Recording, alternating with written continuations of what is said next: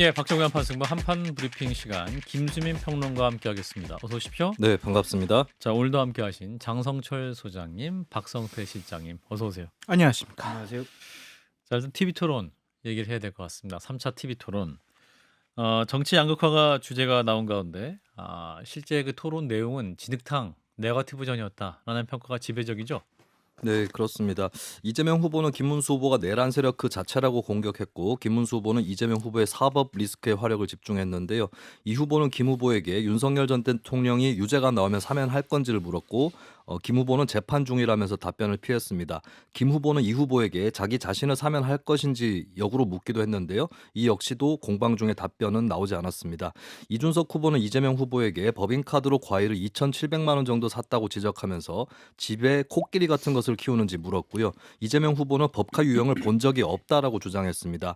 이재명 후보는 이준석 후보가 계엄 당일 집에서 샤워를 하며 시간을 끌었다라고 지적했고, 예. 이준석 후보는 그렇지 않다라고 반발을 했습니다. 각자의 방식대로 후보들이 윤 전 대통령을 소환하기도 했는데요. 권영국 후보는 이준석 후보의 최근 언행을 두고 40대 윤석열 같다. 이준석 후보는 이재명 후보를 공격하면서 파란 윤석열이라고 했고요. 이재명 후보는 김문수 후보에게 윤석열 아바타라는 표현을 썼습니다. 가장 큰 비판이 윤석열 같다군요. 그러면 결론적으로 모든 후보들 향해서 김문수 후보를 제외하면 나머지 세 후보는 윤석열 같다라는 비판을 최대 비판으로 최대 쓴 비판인 것입니다. 거죠. 자, 이런 가운데 이제 어제 TV 토론 장면에서 가장 큰 논란은 이준석 후보의 발언이었습니다. 네, 이준석 후보는 이재명 후보의 과거 형수 욕설 논란을 소환하면서 고등학교의 한 폭력 사건에서 나왔다는 욕설이 이 후보의 욕설을 따라한 것이라고 지적을 했습니다. 또 이재명 후보의 아들이 썼다고 알려진 그렇게 주장되는 온라인 댓글, 이른바 젓가락 관련 댓글을 소개하면서 권영국 후보에게 이것이 여성 후보 혐오에 해당하지 않느냐라고 물었고요. 토론이 끝난 뒤에 권영국 후보는 페이스북에서 여성 혐오 발언을 필터링 없이 인용한 이준석 후보 또한 여성 혐오라면서 즉각 사퇴를 요구했습니다. 한국여성단체연합, 한국여성의 전화 등 여러 여성단체는 이준석 후보가 여성 신체에 대한 폭력을 묘사한 표현을 질문을 빙자해서 그대로 내뱉었다면서 후보직 사퇴를 요구했고요. 그리고 이준석 후보를 성범죄나 정보통신망법, 아동복지법, 공직선거법 등을 위반했다는 혐의로 고발하는 행위도 줄을 잇고 있습니다. 국민의힘 신동욱 수석 대변인도 적절치 못한 발언이라고 지적했습니다. 예, 이준석 후보는 이제 관련 논란이 시작되자 정제에서 언급한 것이다라고 처음엔 반박을 했다가 논란이 커지자 입장을 선회했습니다. 관련 발언 영상을 듣고 이어가겠습니다. 물론 그것을 보시면서 불편한 국민들이 있을 수 있다는 것은 저도 알고 있었고, 그리고 그에 대해 가지고는 제가 심심한 사과를 하겠습니다. 하지만 제 입장에 봤을 때는 그것은 그런 언행이 만약에 사실이라고 한다면은 그것은 충분히 검증이 필요한 사안이다, 이렇게 보고 있습니다. 예, 자, 이준석 후보의 관련 발언이었습니다. SNS에서도 입장을 밝혔었죠. 네, 이준석 후보 관련 네. 발언. 예. 네, 그렇습니다. 오전 페이스북에서는 공공방송을 감안해 최대한 정제해 언급했다라고 주장했습니다. SBS 라디오 인터뷰에서는 이재명 후보, 권영국 후보를 가리켜 정작 본인의 진영 내 문제에 대해서는 침묵하거나 외면하는 민주진보 진영의 위선을 지적하지 않을 수 없었다라고 밝히면서 자신의 질문에 의미를 부여했고요. 예. 하지만 논란이 거세지고 개혁신당 게시판에도 탈당 신청글이 올라오는 가운데 결국 이 후보는 불편한 국민이 있을 수 있다는 것을 알고 있었고 그에 대해서 심심한 사과를 드린다라고 밝혔습니다. 다만 진보 진영의 위선을 지적하지 않을 수 없었다. 최대한 순화한 표현이다라는 종전의 입장은 유지했습니다. 예, 자, 어제 있었던 3차 TV 토론. 어제 생방송으로 많이 보셨고 또 이 자리에 있는 우리 장성철 소장과 박성태 실장님도 그 생방송으로 중계까지 하시면서 했으니까 어제 중계하는 장면 사진이 또 많이 유튜브에 짤로 돌아서 제가 그거 언급하려다가 실수했습니다. 용서해 주시고. 용서할게요. 예. 용서 못해요. 예. 자, 일단 이준석 후보의 발언, 장 소장님. 적절하지 않죠. 잘못된 발언이죠. 그러니까 대한민국을 어떻게 이끌어 나가겠다라는 대선 후보들의 토론의 장이었잖아요. 그러한 단어를 써서 여러분들의 입장을 들어보겠다 이렇게 얘기를 했는데 예. 그런 발언을 하면 안 되죠. 그런 단어 쓰면 안 되죠. 그리고 대선 후보 토론회에서 나올 수 있을 만한 질문 자체가 좀 아니었던 것 같습니다. 예. 여성 혐오라든지 아니면 젠더 문제라든지 여성 차별이라든지 또 인권이라든지 이런 문제와 관련해서 음. 그러한 단어와 그런 표현을 쓰지 않더라도 충분하게 토론할 수 있는 지적 능력을 갖고 계신 분들이잖아요. 예. 그래서 이준석 후보에게 전혀 도움이 되지 않은 어찌 보면은 좀 기대했던 만큼의 득표율이 나오지 않을 만큼 좀 실수를 하고 잘못된 발언을 한 것이 아니냐 대단히 안타깝게 보고 있습니다. 박 시장님 최악이죠. 최악이다. 최악입니다. 이준석 후보가 지금 십수년, 약 13, 14년 동안 정치 생활하면서 가장 최악의 일을 했다. 그리고 제가 한번 어떤 방송에서는 이제 이준석 후보의 문제 해결 방식에 문제가 있다라고 했는데 예. 그런 비슷한 양상인 것으로 보이고요. 왜 최악이냐면 저도 방송을 26년 넘게 했지만 방송에서 저런 표현을 딱 한 번 들어봤습니다.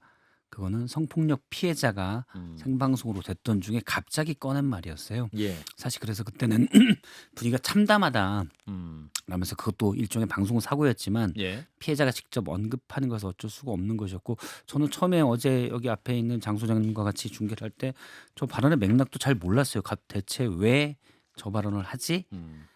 이준석 후보는 검증이 필요했던 일이다. 순화시켜서라고 얘기하지만 제가 볼 때는 뭐 적절한 비유라고 하면 빈대 잡으려다 초가삼간 태운 거다. 그 정도가 검증할 일인가? 아들이 커뮤니티에서 댓글 싸움 벌이다 한 줄짜리 문장입니다. 예. 그게 전 국민의 어제 종합 시청률이 20% 정도 되고요. 예. 유튜브 중계 등을 감안하면 좀 더 있을 것입니다. 그러니까요. 약 최소 1,000만 명 정도가 봤는데 예. 이 1,000만 명이 무방비 상태로 성적 혐오 발언을 들었어야 됐어요. 예. 이건 폭력이죠. 네. 그래서 상당히 문제가 있는 발언이고 혹시 이게 예를 들어서 이재명 후보와의 어떤 뭐 치열한 말싸움, 기싸움 중에서 갑자기 나온 건가라고 생각했는데 오늘 발언을 보면 사전부터 약간 준비가 됐다고 했고요. 그리고 여러 언론들에서 오늘 이준석 후보의 발언에 대해서 사과라고 했지만 예. 제가 볼 땐 사과가 아니에요. 아까 저희 영상으로 들었던 뭐 심심한 사과를 하겠습니다라고 발언을 했는데 이건 사과가 아닙니까? 그렇습니다. 사과는 잘못했다가 되는 거죠. 예. 잘못한 건 다시는 그 일을 안 하겠다라는 게 전제예요. 예. 그런데 이준석 후보의 기자회견을 쭉 보면 이건 필요한 일이고 정면으로 맞서서 제기했어야 될 문제다. 저 사과는 그중에 한 대목. 혹시 이 발언에 불편을 느끼신 분들이 있다면 심심한 사과. 자, 이거는 부분적인 부작용 같은 거예요. 그분들에 대해서 사과를 한다지 저 상황이 되면 똑같이 하겠다는 겁니다. 저는 이 부분도 이준석 후보가 상당히 잘못 알고 있는 거고 사실은 덕을 갖춰야 되는 정치 지도자로서의 갖춰야 될 소질과는 전혀 거리가 멀다. 이걸 왜 캠프나 다른 당 관계자도 얘기를 못. 이게 왜 잘못된 일이 아니다라고 하느냐. 이건 어떤 게 생각이 나냐면 윤석열 전 대통령이 계엄을 한 뒤에 이 계엄 때문에 불편, 내수 위축 이분들에게 사과했죠. 계엄 자체에 대해 사과하지 않았어요. 예. 지금도 필요한 일이라고 생각했습니다. 사실 두고 보면 똑같습니다. 아마 이준석 후보는 상당히 모욕적이라고 느끼겠지만 예. 구조는 똑같아요. 필요한 일을 했다. 그 과정에서 일부 피해본 사람이 있다면 사과드린답니다. 필요한 일을 한 게 아니에요. 장 소장님. 이준석 후보가 여러 가지를 좀 되돌아봤으면 좋겠다라는 좀 생각이 들고요. 예. 첫 번째로는 개혁신당의 반응도 좀 문제가 있지 않나. 뭘 잘못했는데 너희들은 더 심한 얘기 많이 했잖아. 이런 반응이더라고요. 그것은 올바른 태도는 아닌 것 같다라는 좀 생각이 들고 이제 어제나 오늘이나 방송을 좀 하고 다녀보면 예.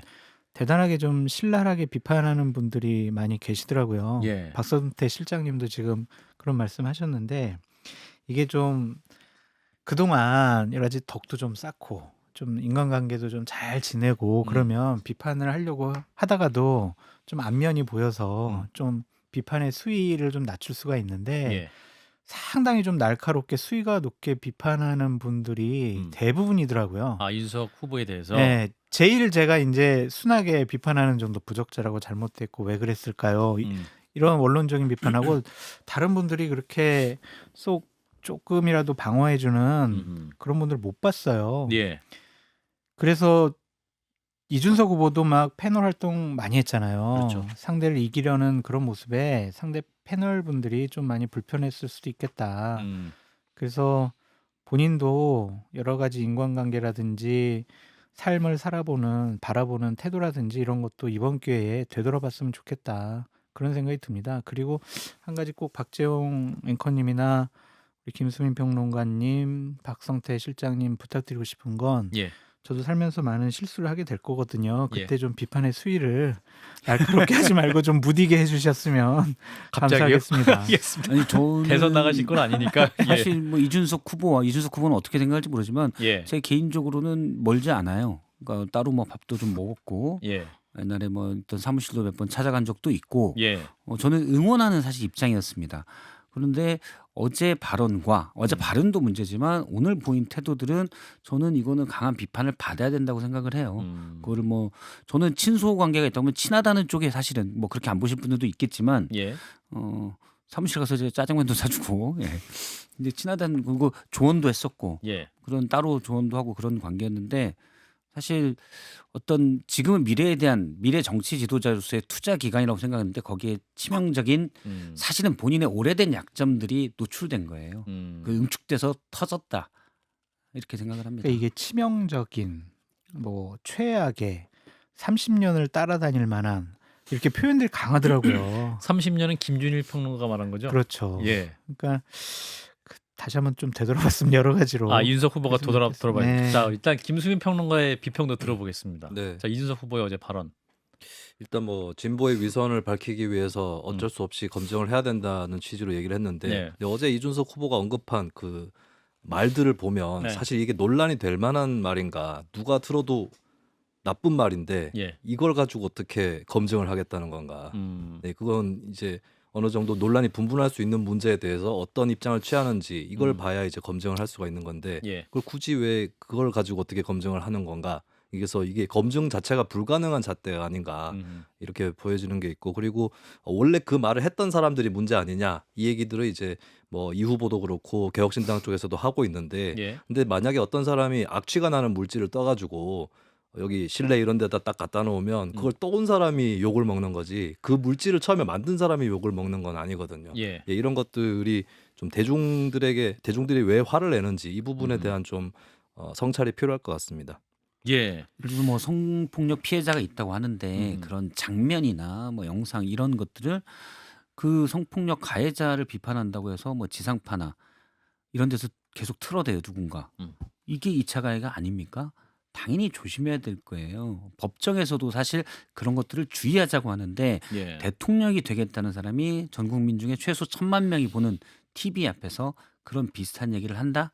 저는 납득할 수가 없어요. 그리고 이건 가장 기본적으로는 공감 능력이 부족한 거예요. 예. 내가 이런 발언을 했을 때 사실은 이게 뭐 제가 구체적으로 말씀드린 그렇지만 이제 파생되는 효과들이 있을 수가 있거든요. 이걸 가지고 논쟁이 되면서 또 얘기가 될 수도 있어요. 예. 그래서 파생된 일들이 있을 수가 있는데 그런 거에 대한 배려도 없는 겁니다. 뭐 공감과 관수성이 부족한 면을 드러낸 거라고 봐요.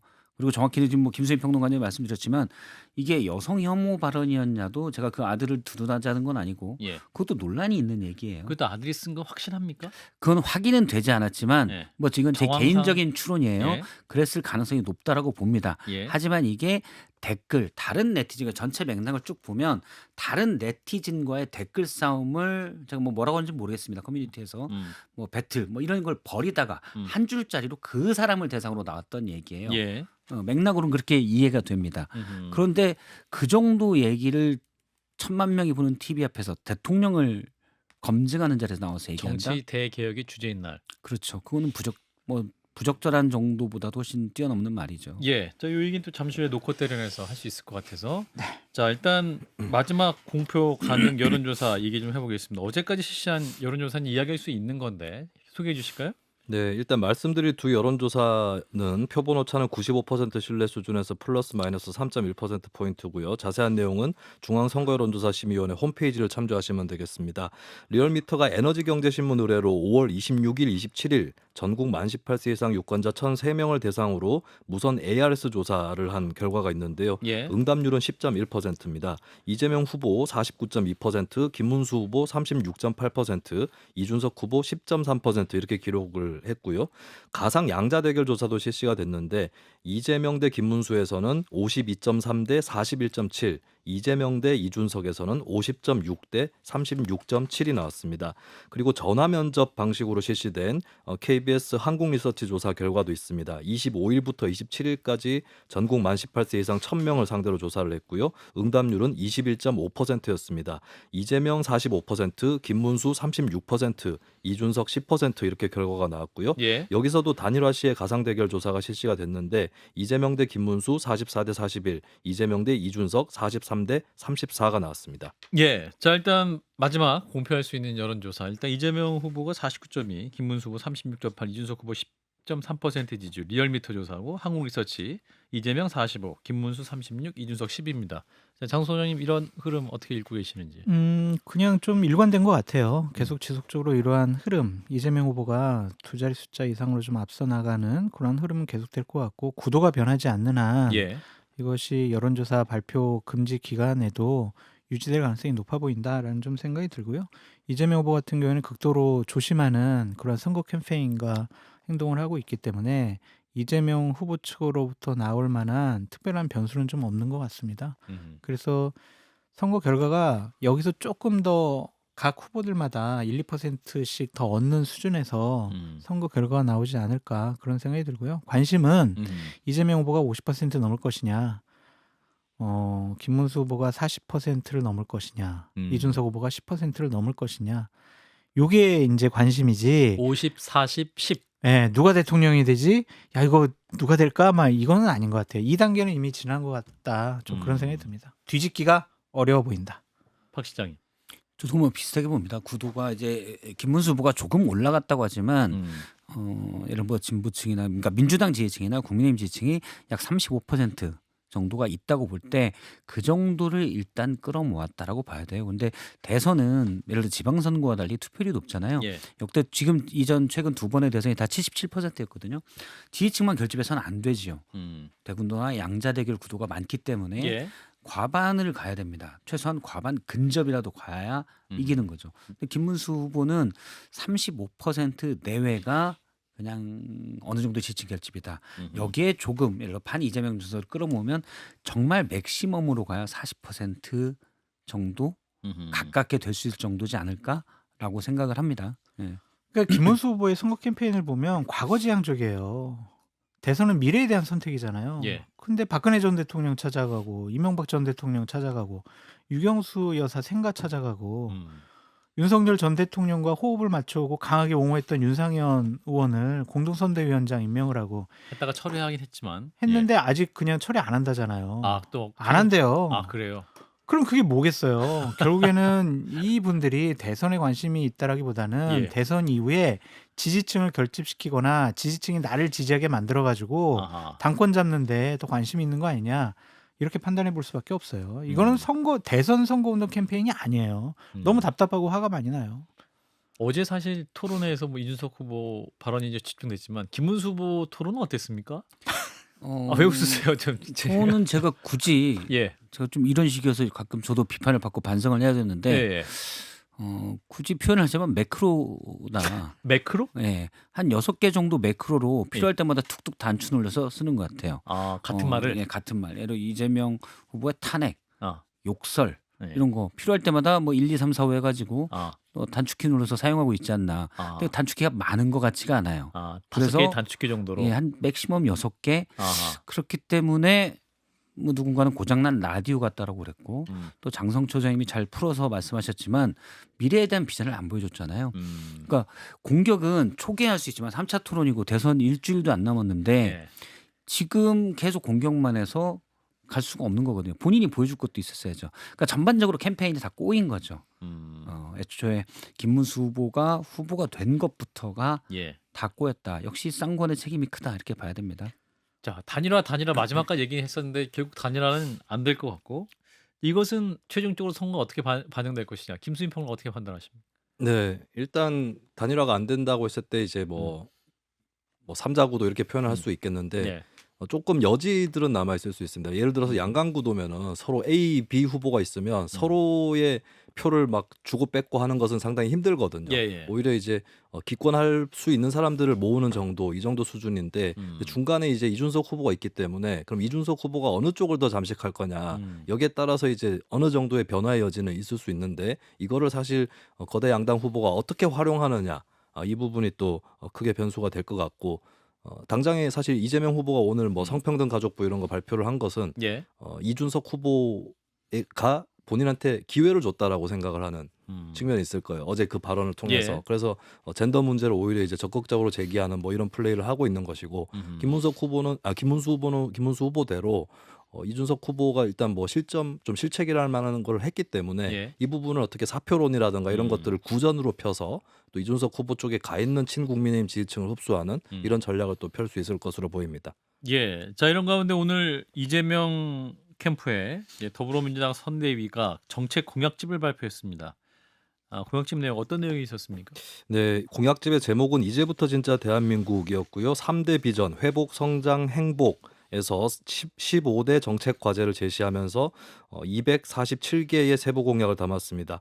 회복 분야에는 국방 문민화, 대통령 4년 연임제 개헌, 검사 징계 파면제 도입, 대법관 증원 등이 담겼고요. 성장 분야에는 인공지능 등의 신산업 집중 육성, 연간 40조 원 벤처 투자 시장 육성, 행복 분야에는 주 4.5일제 추진, 전국민 산재보험제 등이 제시가 됐습니다. 그동안에 언급됐던 기획재정부 분리 개편도 내용에 담겼고요.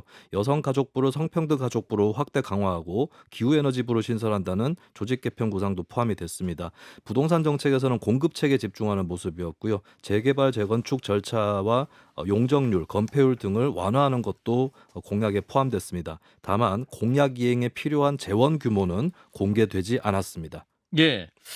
자, 공약집 내용 뭐 부문별로 또 지방 관련한 발전 방향 등도 많이 있었는데 어떻게 느꼈습니까? 이제 김문수 후보 공약집과도 비교할 수 있을 것 같은데 장소장. 이게 이재명 후보 공약지를 보고요. 세상이 많이 바뀌겠구나 그런 생각이 좀 들었어요. 예. 그러니까 성장 분야라든지 정부 부처 개편이라든지 부동산 정책 면에 있어서는 그냥 뭐 대동소이해요. 그냥 할 만한 그런 공약인데 국방부 장관 문민화.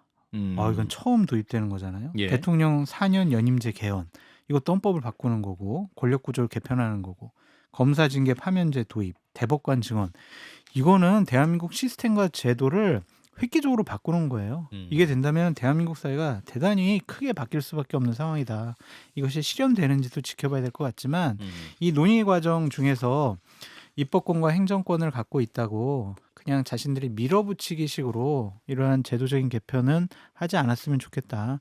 충분히 국회에서 좀 여야 간의 논의가 필요하다. 그렇게 보여집니다. 그러니까 여러 가지가 나왔지만 파격적인 게 부분적으로 굉장히 많아 보이긴 하다. 그러네요. 예. 박 시장이 어떤 내용 주목하셨습니까? 저는 뭐 공약집을 다 읽어보진 못했지만 예. 기사에 나온 것으로 보면은 전반적으로 이전에 했던 말들이 좀 요약돼 있다는 느낌이고요. 문제는 신뢰죠. 물론 이제 정치개혁이나 사법개혁 같은 경우는 의지를 가지고 있으면 할 수가 있는 것들이고 개헌이 대표적인 게겠죠. 근데 이제 예를 들어서 뭐 경제 성장과 관련된 것도 복지와 관련된 것들은 재원에 대한 얘기가 없잖아요. 우리가 다 알고 있지만 박근혜 전 대통령이 했던 이른바 지하 경제의 양성화 그 당시에 발언 실수라고 좀 논란도 됐었는데 그게 재원 마련 때문에 나온 거거든요. 네. 그러면 어떤 일을 하겠다? 돈이 드는 일은 이 돈을 어떻게 마련하느냐가 들어가야 되죠. 재원 대책. 그렇죠. 물론 이재명 후보는 여러 가지 면에서 국가 부채를 늘릴 수도 있다. 왜 늘리면 안 되냐? 전 그 부분 맞다고 생각해요. 예. 그러면 어디까지 늘릴 것이냐라는 그 논의가 들어가야 되거든요. 무작정 늘린다? 그럼 만약 무작정 예를 들어 추경을 하고 무작정 늘린다? 그럼 인플레이션이 발생하게 됩니다. 예를 들어서 부동산 정책도 재개발, 재건축을 완화하고 용적률, 건폐율도 안 하겠다. 그러면 어떻게 되면 부동산 또 값이 올라가는 일도 벌어져요. 예. 민감한 얘기들이 많거든요. 그걸 원론적인 얘기로 너무 하지 않는가. 그러니까 사실은 리스크 관리 차원일 수도 있지만 좀 구체적이어서 논쟁이 될 만한 것들은 일단 다 빼놓지 않았나라는 생각도 듭니다. 예, 김수진 평론가도 한번 말씀 주시면 이재명 네. 대표의 이재명 후보의 공약집 정책. 일단 주로 이제 뭐 경제 분야라든지 재정을 써야 되는 이런 분야들이 꽤 있는데 사실 뭐 방금 얘기하셨지만은 재원에 대해서 계속해서 대책 얘기가 없고 사실 이거는 뭐 이재명 후보뿐만 아니라 김문수 후보도 역시도 이제 공약을 실천을 하려면 나라 빚이 폭증하게 될 것이다. 이런 비판을 받고 있습니다. 그리고 예. 사실 이 재정의 건전성까지 같이 꾀하려면 증세가 불가피하다는 지적도 나오고 있는데 예. 오히려 감세 공약들이 서로 경쟁을 하고 있거든요. 이렇게 되면은 결국에 나라 빚이 폭증을 하거나 아니면 다른 예산이 위축되거나 아니면 공약을 파기하게 된다. 이 점들을 국민들이 많이 알고 있을 거라고 보기 때문에 재원 마련에 대한 대책 이런 것들이 남은 선거 기간에라도 모든 정치 세력들이 충실하게 제시해야 될 것으로 봅니다. 네, 일단 여기까지 한판 브리핑 김수민 평론가와 함께했습니다. 고맙습니다. 네, 감사합니다.